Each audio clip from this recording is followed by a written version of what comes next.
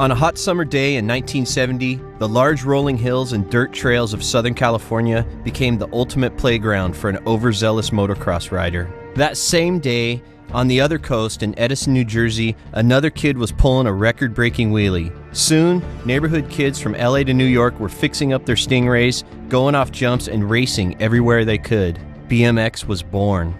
6 years later, in 1976, an ambitious BMX tour was launched, but the tour bus didn't get very far. Yet with determination, lots of spare time, and the untamed imagination of free-spirited kids, an infectious new sport and groundbreaking company eventually took off. Then, in 1988, that same company sponsored another daring and enterprising rider who would start his own empire and ignite the spark for a new national phenomenon.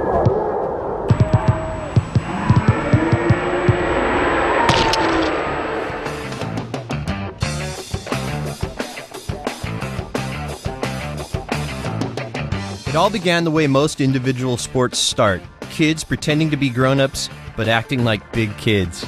Well, when I first started racing, the Schwinn Stingray was everybody, I think, ideal first BMX bike. In 1963, when Schwinn introduced the Stingray, kids would never ride their bikes the same again. The Stingray had small enough wheels to do cool wheelies, so now riders could copy their motocross idols.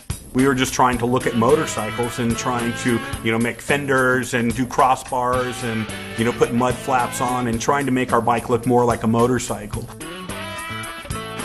I was just Joe kid on a Stingray, jumping curbs, trash cans, whatever I could do, emulating motocross riders. Guys like Roger DeCoster, Joel Robert, Billy Grossi, Aki. Well, all them bad boy Europeans were my idols, the guys I looked up to. As we can tell, the pants, the jerseys, the helmets, the clothes all came from that. Even the style of the bikes, came from motocross.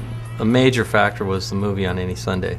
And the scene at the very beginning, before they really get into the movie, they had a segment of kids racing bikes on a motocross type track. On any Sunday, stretching out. Kids in our neighborhood, myself, we saw the movie. We didn't have a motorcycle, but that's something that we wanted to do. That was it. It's just like going, this is insane. It's like these kids on bicycles, and then the whole movie just, it just really spoke to us. As far as I'm concerned now, this is one of the greatest movies of all time. I think RL and I went to see that thing 11 times, and that's true. Motorcycle dealers, motorcycle riders who were being imitated by their kids now saw that we were legitimized and that we could create a sport out of it. And so it helped us in a lot of ways.